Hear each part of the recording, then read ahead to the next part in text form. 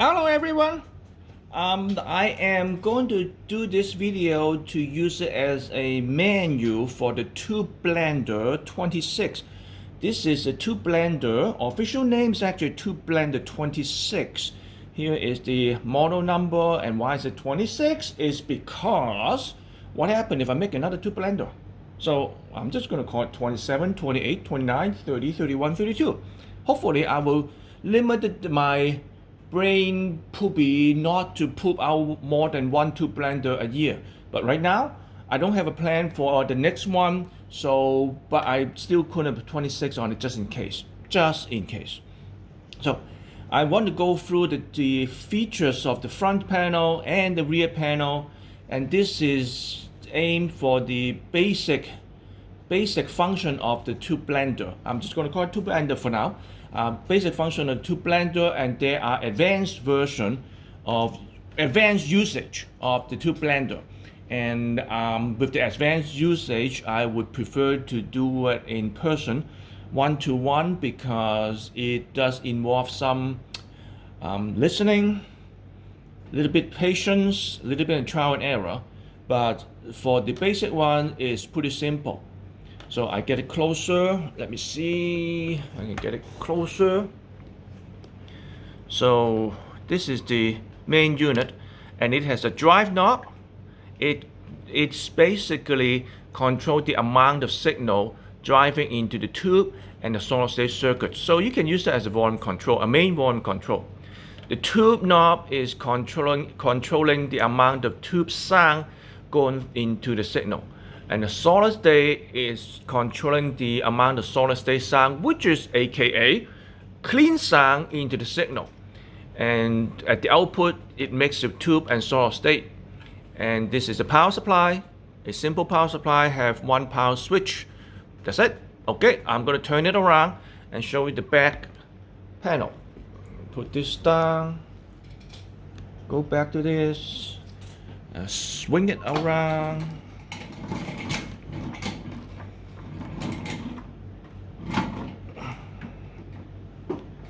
Okay, this is the back panel. This is the IEC input, AC outlets. You plug the power cord in there, and this is the umbilical cord between the two units. Okay, I'm gonna coil that up. Okay, coil it up like that. That's the umbilical cord. You can request for a longer one. I also make an extension cord for this power cord, because I understand.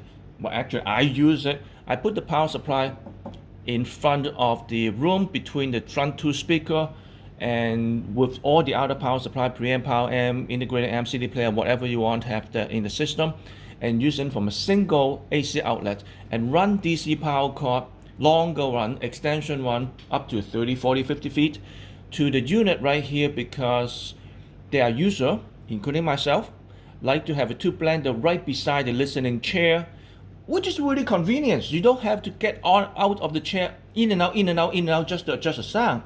You can turn the knob while you're listening in your listening position.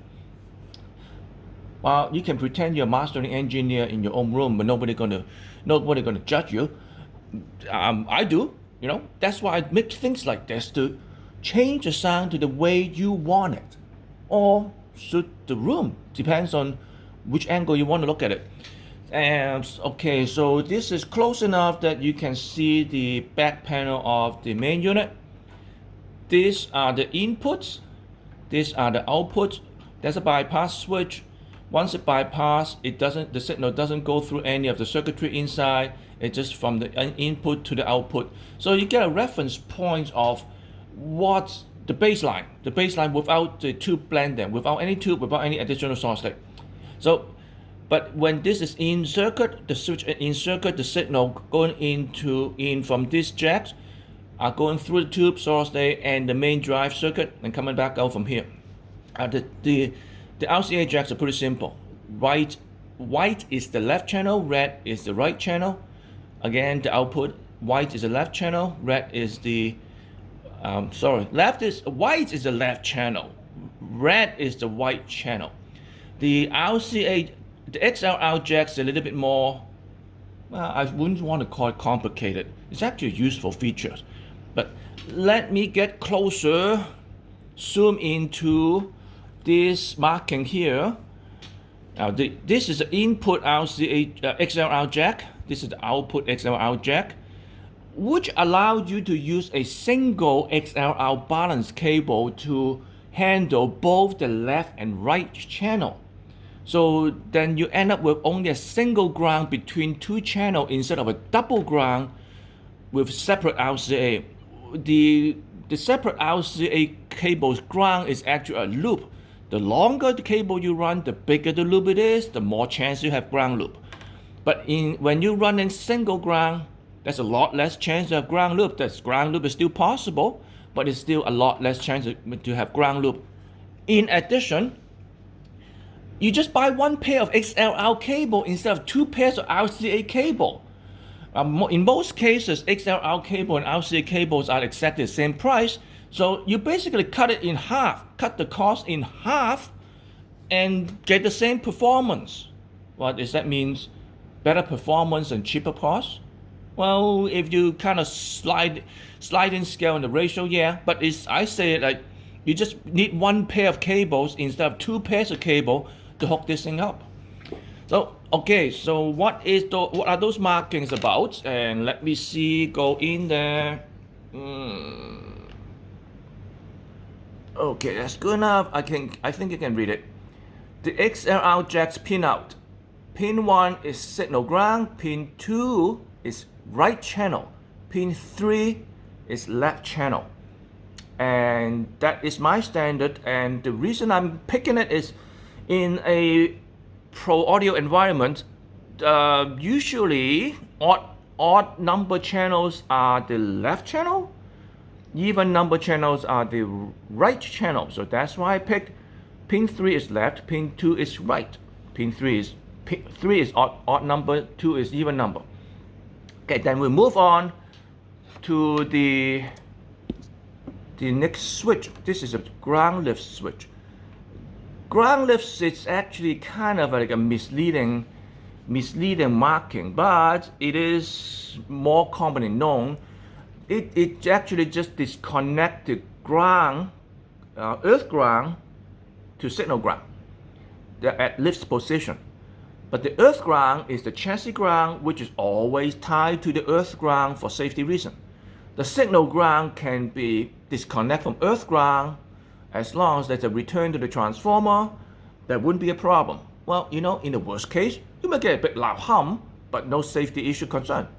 So but it's very handy when you're running multiple component, long interconnect, power coming out from a different AC outlet is very handy.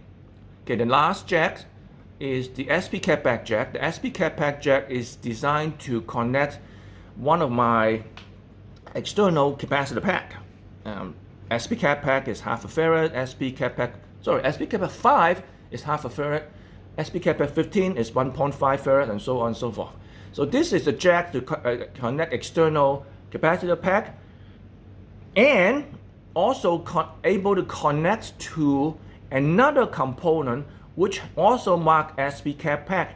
So if you buy a phono stage of some sort, from me, you don't have all my phono stage come without power supplies. But if you have a power supply like this one, and then buy a phono stage, you don't have to buy a separate power supply for the phono stage, because this power supply is capable to drive another phono stage, probably another SCK4. So SCK4 is one of my sound stage shape controller. So one power supply can at least drive 3 of these line components. So once you have one component that comes with the power supply, you can connect everything through via the SP catback jack. And I also make cable that actually have 2 plugs and 2 jacks, which allow you to split the power between SP catback. Oh, that is another entire story. I'm not going to get into this one. So this is the user manual for the 2Blender 26. Oh, I just want to mention the drive knob is the green one. Let me get my stick. You don't want to see my finger. the green one dry now, and the red one is too. Red's warm, blue is cold. It's like a faucet. So that's why I picked those color. I think that's all I need to say for now for this 2-blender 26. We might do a video for a more advanced usage, but at least for now, you get a basic idea what it does, how you use it, and how to hook it up. Until I do my next video, bye!